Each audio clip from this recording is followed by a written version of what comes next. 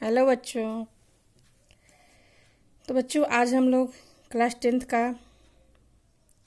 Chemistry का पहला chapter के बारे में जानेंगे, पढ़ेंगे, जिसका नाम है रासायनिक अभिक्रिया एवं समीकरण।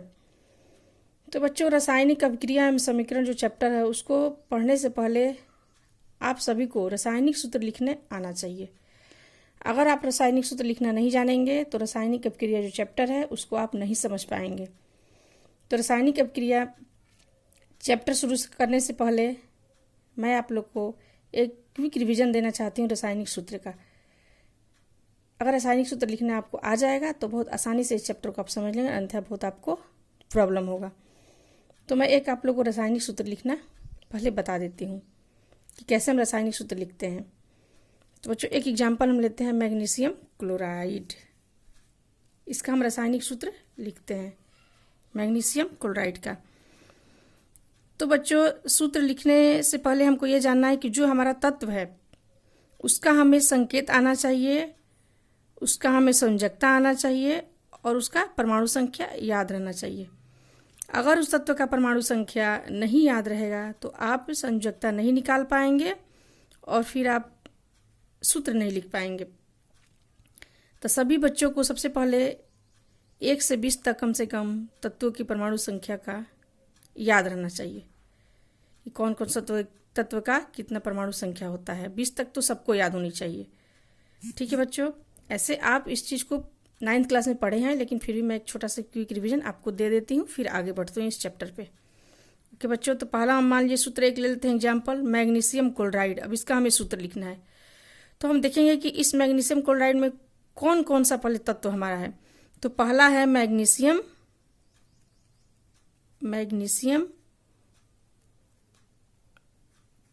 और दूसरा क्या है बच्चों, क्लोरीन। तो मैग्नीशियम का हम पहले लिख लेंगे, दोनों का हमने क्या बताया, पहले संकेत लिखेंगे, लिख लिए। अब इसके बाद इस दोनों का नीचे हम क्या लिखेंगे, संयोजकता। तो मैग्नीशियम का 2 होता है और क्लोरीन का 1। अब इसको हम क्रॉस करा देंगे। क्रॉस का मतलब क्या होता है कि मैग्नीशियम का जो संयोजकता है क्लोरीन पे चला जाएगा और क्लोरीन का जो संयोजकता है मैग्नीशियम पे चला जाएगा। तो अब इसको हम लिख लेते हैं, मैग्नीशियम पे किसका आ गया, क्लोरीन का, यानी कि 1 और क्लोरीन पे 2। तो ये क्या हो गया, MgCl2। तो बच्चों यही हो गया मैग्नीशियम क्लोराइड की रासायनिक सूत्र। और संयोजकता तो आपको जानना ही पड़ेगा, उसके लिए परमाणु संख्या याद रखना होगा और फिर इलेक्ट्रॉनिक विन्यास लिख करके आप संयोजकता निकालेंगे। ठीक है बच्चों, अब हम अपने चैप्टर की तरफ बढ़ते हैं जिसका नाम है रासायनिक अभिक्रिया।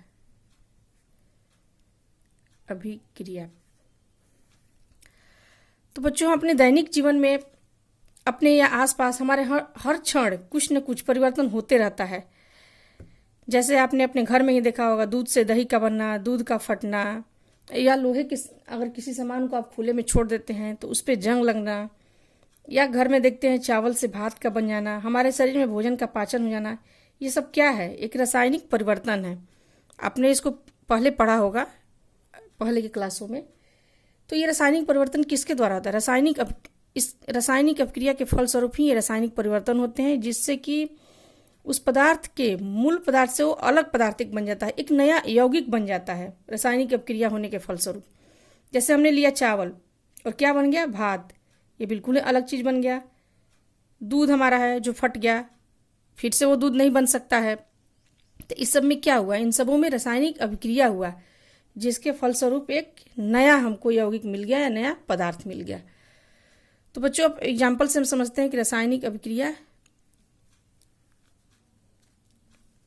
किसे कहेंगे। तो हम एक एग्जाम्पल लेते हैं, हम ले लिए पहले हाइड्रोजन, क्लोरीन, ये दोनों मिलके बनते हैं हाइड्रोजन क्लोराइड, और इसको हम बैलेंस कर लेते हैं। बैलेंस करना आप लोग को हम आगे बताएंगे बैलेंस कैसे करते हैं। ओके बच्चों, तो इसमें क्या लिए हैं, ये 2 तत्व लिए हैं, और एक नया हमको यौगिक बन जाता है, एक नया पदार्थ हमको मिल जाता है। इसमें दो लिए हैं, एक दूसरा और एग्जाम्पल आपको हम देते हैं, कैल्शियम कार्बोनेट। इसका क्या नाम है? Calcium carbonate. ये क्या बनाता है? Calcium oxide plus carbon dioxide. तो ये 2 से 1 बना और ये 1 से 2 बना। तो बच्चों इसमें हाइड्रोजन और क्लोरीन मिलकर के क्या बनाते हैं? Hydrogen chloride. और ये कैल्शियम कार्बोनेट टूटकर बनता है कैल्शियम ऑक्साइड और कार्बन डाइऑक्साइड। तो इसमें 2 पार्ट हम देख रहे हैं, एक ये पार्ट देख रहे हैं और एक ये पार्ट देख रहे हैं। एक तीर के बाईं तरफ देख रहे हैं और एक दाईं तरफ देख रहे हैं। तो ये जो होता है तीर के जो बाईं तरफ होता है, इसको हम कहते हैं अभिकारक। अभिकारक। और इसको कहते हैं प्रतिफल।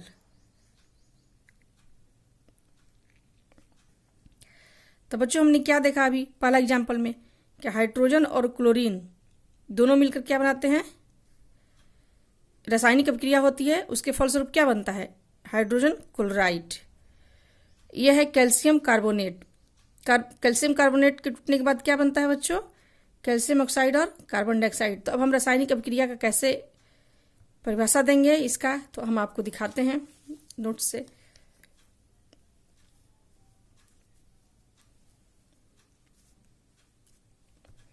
जब कोई पदार्थ अकेले ही या किसी अन्य पदार्थ से क्रिया करके भिन्न गुण वाले एक या अधिक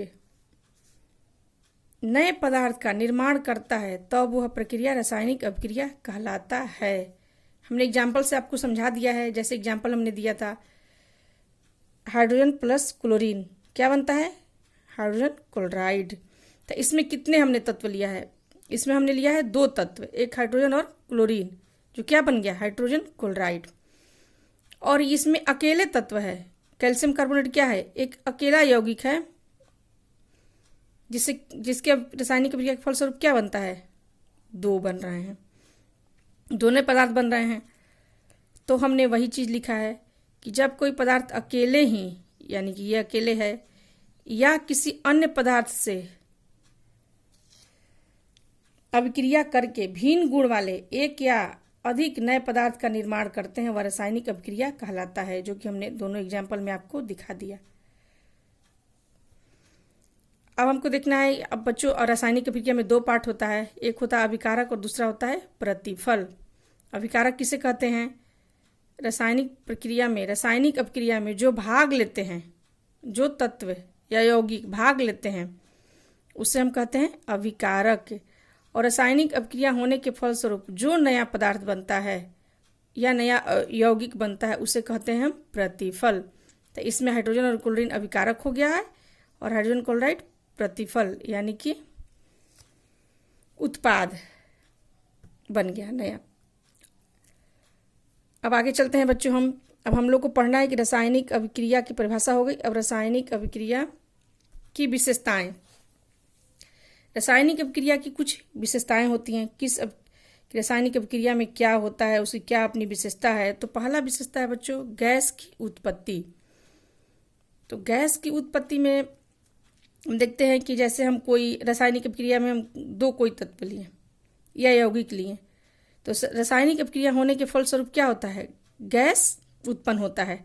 जैसे हम यहाँ जिंक ले लिए, जिंक यानी कि जस्ता, उसका दानेदार कण ले लिए, उसमें क्या डालते हैं? हाइड्रोक्लोरिक अम्ल डालते हैं, तो क्या बन जाता है? वो जिंक क्लोराइड और हाइड्रोजन गैस। अब हमें यहाँ क्या निकल गया? ये हाइड्रोजन गैस निकल गया।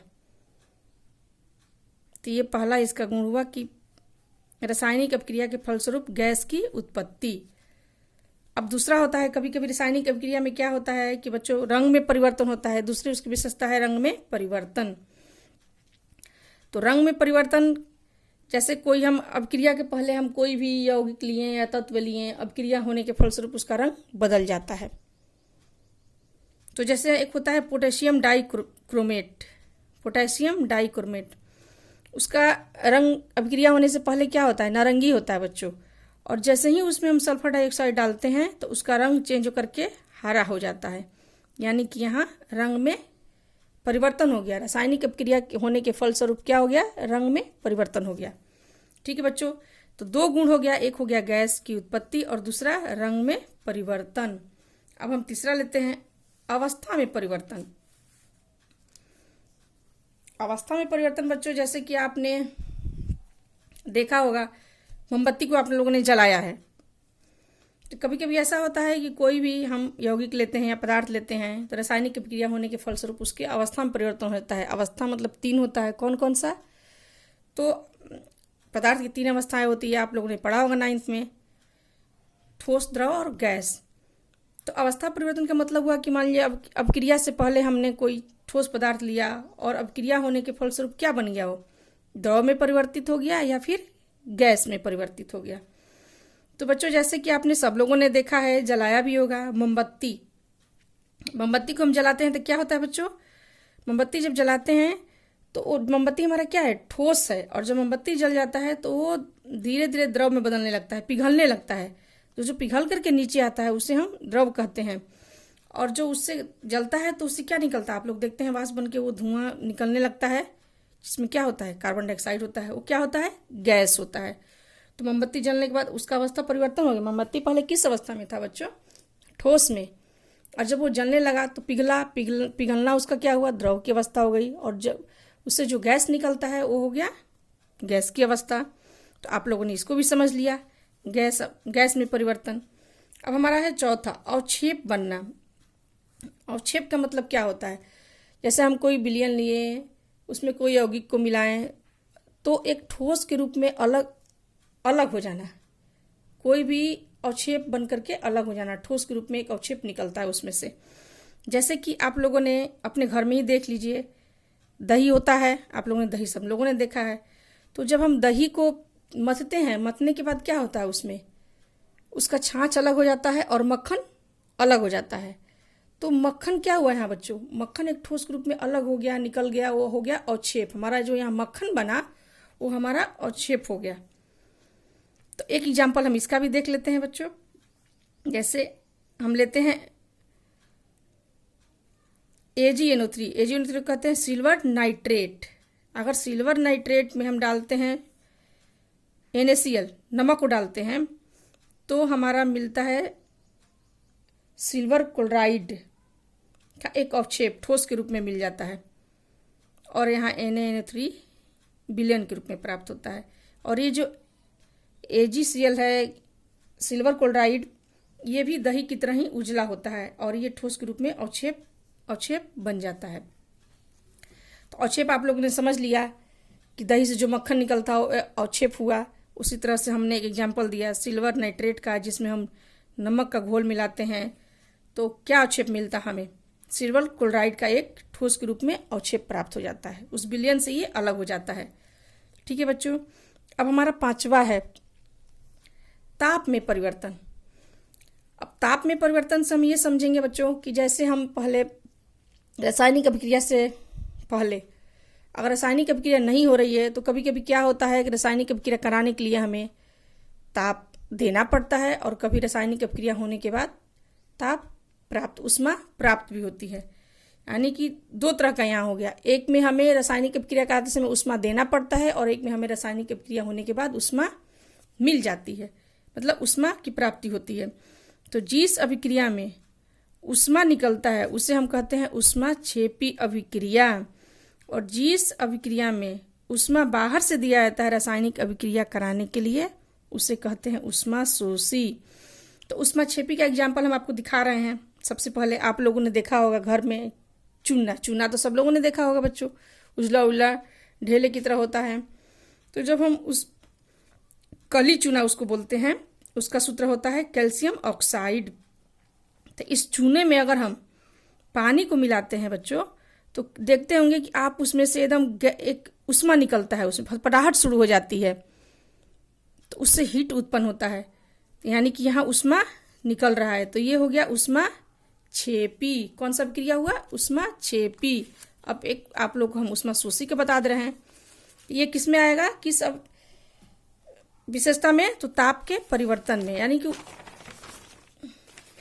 अब आप लोग को बताते हैं एक उष्मा शोषी का एग्जाम्पल। जैसे बेरियम क्लोराइड, हम क्या ले लिए, बेरियम क्लोराइड। बेरियम क्लोराइड में अमोनियम हाइड्रोक्साइड का घोल जब डालते हैं, अमोनियम साइड का विलयन डालते हैं, तो क्या होता है, हमें अमोनिया प्राप्त होता है। लेकिन ऐसे नहीं, इसमें हमें बाहर से, इस अभिक्रिया को कराने के लिए हमें बाहर से उष्मा देना पड़ता है। तो अगर हम इसमें उष्मा दे रहे हैं, जिस अभिक्रिया को कराने में हम उष्मा दे रहे हैं, तो उसे कहते हैं उष्मा शोषी। यहाँ हमने आप लिख दिया है इसका परिभाषा भी, उष्मा शोषी का। जिस रासायनिक अभिक्रिया में अभिक्रिया कराने के लिए उष्मा देना पड़ता है, उसे उष्मा शोषी अभिक्रिया कहते हैं। उष्माक्षेपी, जिस रासायनिक अभिक्रिया में उष्मा उत्पन्न होता है, उसे उष्मा शोषी अभिक्रिया कहते हैं। हमने दोनों का एग्जाम्पल आपको समझा दिया। तो बच्चों, अब हमारा अगला इसमें टॉपिक है, अगला पॉइंट है रासायनिक समीकरण। कि रासायनिक समीकरण किसे कहेंगे, हम रासायनिक समीकरण लिखते कैसे हैं, ये आप लोग को लिखना आना चाहिए। फिर इसके बाद हम संतुलन करना सिखाएंगे कि कैसे हम रासायनिक समीकरण को संतुलित करते हैं। तो रासायनिक समीकरण है क्या, तो हम आपको एक एग्जाम्पल से बताते हैं।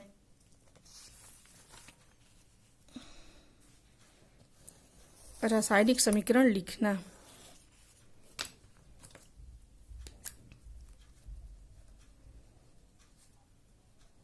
रासायनिक समीकरण लिखना।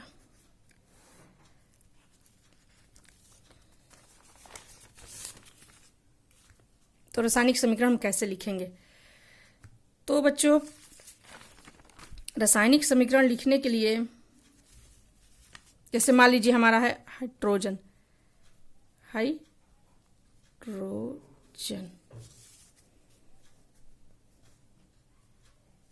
प्लस ऑक्सीजन, मिलकर के क्या बन गया, जल। तो अब इस हाइड्रोजन का हम क्या लिखेंगे, यहाँ संकेत लिख दे रहे हैं प्लस ऑक्सीजन का, और जो बना हमारा जल उसका भी हम लिख दिएंगे, सूत्र लिख दिए। तो ये जो सूत्र हम लिखें, यही हमारा हो गया रासायनिक समीकरण। इसका हम कैसे परिभाषा देंगे, तो किसी रासायनिक अभिक्रिया में भाग लेने वाले तत्वों के, ये रासायनिक अभिक्रिया में दोनों भाग ले रहे हैं, क्या ले रहे हैं, ये दोनों भाग ले रहे हैं, इसको हम कहते हैं अभिकारक। जो भाग लेते हैं, हमने पहले बता दिया है कि जो रासायनिक अभिक्रिया में जो तत्व भाग लेते हैं उसे कहते हैं अभिकारक, और जो अभिक्रिया होने के फलस्वरूप जो बनता है उसे हम कहते हैं प्रतिफल। किसी रासायनिक अभिक्रिया में भाग लेने वाले तत्वों के संकेतों, इसका हम क्या लिखे हैं, संकेतों एवं सूत्र की सहायता से उस अभिक्रिया का संक्षिप्त निरूपण करते हैं, उसे हम कहते हैं रासायनिक समीकरण। क्या किया हमने, यहाँ हाइड्रोजन का संकेत लिखा है, फिर ऑक्सीजन का लिखा है, और यहाँ जल का सूत्र लिख दिए हैं, यानी कि इसके संक्षिप्त रूपण किए हैं, छोटे फॉर्म में लिखे हैं। इतना बड़ा बड़ा लिखने से हम क्या किए हैं, उसके बदला हमने छोटा छोटा रूप लिख दिया, इसे कहते हैं रासायनिक समीकरण। अब इसका देख लेते हैं हम कैसे परिभाषा। रासायनिक समीकरण, किसी रासायनिक अभिक्रिया में भाग लेने वाले तत्वों के संकेतों एवं सूत्रों की सहायता से उस अभिक्रिया का संक्षिप्त निरूपण रासायनिक समीकरण कहलाता है। ओके बच्चों, आप लोग समझ गए रासायनिक समीकरण किसे कहते हैं, कैसे लिखेंगे। सिंपल है बिल्कुल, कि जो हमारा रासायनिक अभिक्रिया में जो तत्व भाग लेता है उसका सूत्र और संकेत लिखना, क्या हुआ, रासायनिक समीकरण। छोटे छोटे उसके रूप में लिख दिए, उसके संकेत को लिख दिए, इतना बड़ा बड़ा लिख करके ना छोटे छोटे लिख दिए, छोटा रूप लिख दिए। अब रासायनिक समीकरण लिखने के कुछ नियम होते हैं। तो क्या नियम होते हैं बच्चों, तो जो अभिकारक होता है, यानी कि मान लीजिए क्या, हाइड्रोजन और ऑक्सीजन, इसमें क्या हुआ, अभिकारक हुआ। जो अभिकारक होता है, ये पूरा रासायनिक समीकरण हो गया, इसमें ये अभिकारक हुआ, ये प्रतिफल हुआ। तो अभिकारक को हम समीकरण के बाईं ओर लिखते हैं, कहाँ लिखते हैं, बाईं ओर लिखते हैं। दूसरा इसका नियम क्या हुआ, प्रतिफल जो है समीकरण के दाईं ओर लिखते हैं। तीसरा नियम क्या है बच्चों, अभिकारक और प्रतिफल को एक तीर चिन्ह द्वारा, ये आप तीर देख रहे हैं, तीर चिन्ह द्वारा अलग किया जाता है। चौथा, यदि अभिकारक यानी कि ये अभिकारक एक से अधिक, क्या होगा, एक से अधिक यानी कि जैसे कि यहाँ 2 है तो उनके बीच हम धन यानी कि प्लस का चिन्ह लगा करके लिखते हैं। जैसे यहाँ लिखा है मैंने हाइड्रोजन प्लस ऑक्सीजन। उसी तरह प्रतिफल में भी होता है कि प्रतिफल में भी अगर 1 से 2 होगा तो उनके बीच हम धन चिन्ह लगा करके लिखते हैं। जैसे मैंने आप लोग को एक प्रतिफल का भी एक 2 वाला भी मैंने दिया था, जैसे देख लीजिए आप अभी, कैल्शियम कार्बोनेट मैंने आप लोगों को इसके पहले दिखाया था, क्या बनता है, calcium oxide plus carbon dioxide. तो इन दोनों के बीच में क्या है, प्रतिफल के बीच में भी 1 से ज़्यादा रहेगा तो हम धन यानी कि प्लस का चिन्ह लगा करके लिखते हैं।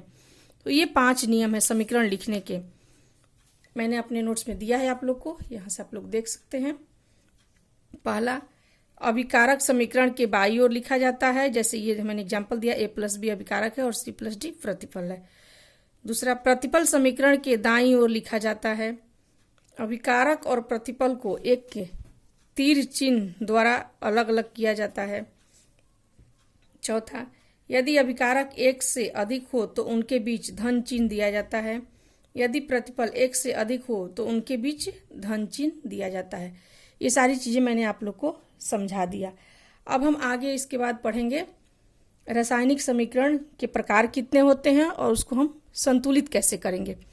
तो बच्चों, अब रासायनिक समीकरण के प्रकार और संतुलित मैं आप लोग को अगले वीडियो में समझा दूंगी। रासायनिक समीकरण को संतुलित करना थोड़ा सा टफ है, लेकिन बिल्कुल ही आसान हो जाएगा। आप जब समझ जाएंगे तो कोई प्रॉब्लम नहीं होगा। आप जितना रासायनिक समीकरण बनाएंगे उतना ही आप अच्छे से कर पाएंगे। ओके बच्चे, थैंक यू।